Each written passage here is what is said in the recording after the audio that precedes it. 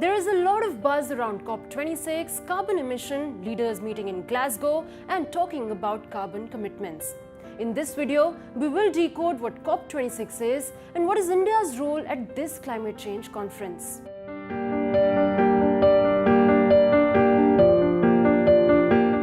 The 26th UN Climate Change Conference of the Parties, better known as COP26, began in the United Kingdom on October 31. Hosted in Glasgow, the summit will conclude on the 12th of November. The summit COP26 is the latest in a series of annual meetings, but this one is considered by many as the most significant yet.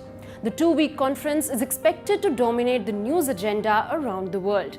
Now, before we get into the details, let's clear something up. What exactly is COP?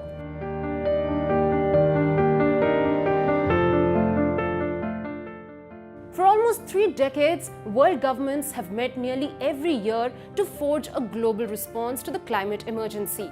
Under the 1992 United Nations Framework Convention on Climate Change, every country on Earth is treaty-bound to avoid dangerous climate change and find ways to reduce greenhouse gas emissions. COP stands for Conference of Parties under the UNFCCC.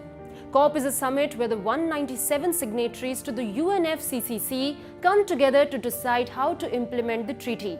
Now, let's talk about the latest summit.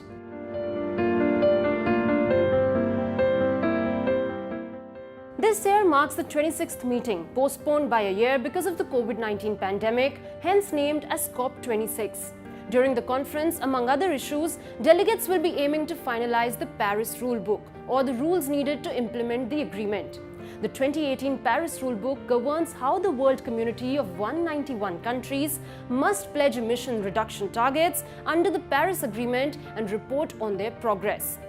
In 2015, when countries came together for the Paris Agreement, they pledged to limit the rise in global temperatures to 1.5 to 2 degrees by 2030. This time, they will need to agree on common time frames for the frequency of revision and monitoring of their climate commitments.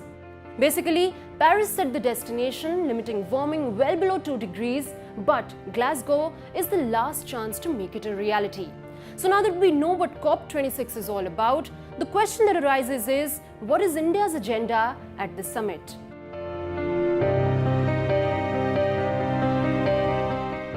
India is working a calibrated stand on the concept on climate justice on 4 issues: temperature, mitigation, finance, and responsibility, by building a counter against the developed nations. The premise is, those who have historically polluted more and gained from it need to reduce faster than the rest and share the responsibility. Most of the discussions ahead of the summit have revolved around getting all countries to commit to a net zero target by a specific year. Net zero emissions refer to achieving an overall balance between greenhouse gas emissions produced and greenhouse gas emissions removed from the atmosphere.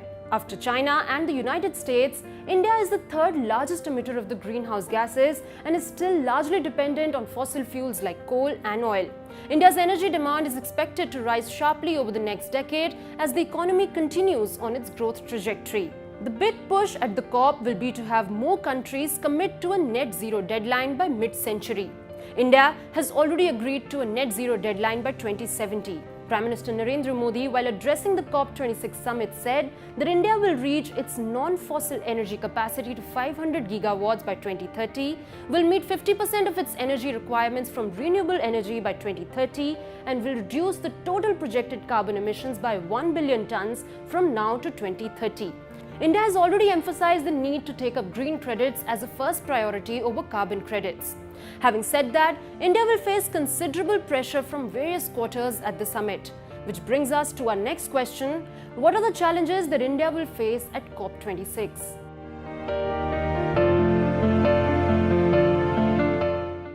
Reportedly, the main challenges for India have been the pressure to declare a net zero date and reduce the use of coal. While it remains to be seen whether India will succeed in its objectives or not, the one clear thing is that its action will have a considerable impact on the success of the summit. In the end, hopefully all the countries concerned will remember what's truly important, that COP26 would probably be the last opportunity to contain global warming within agreed upon limits.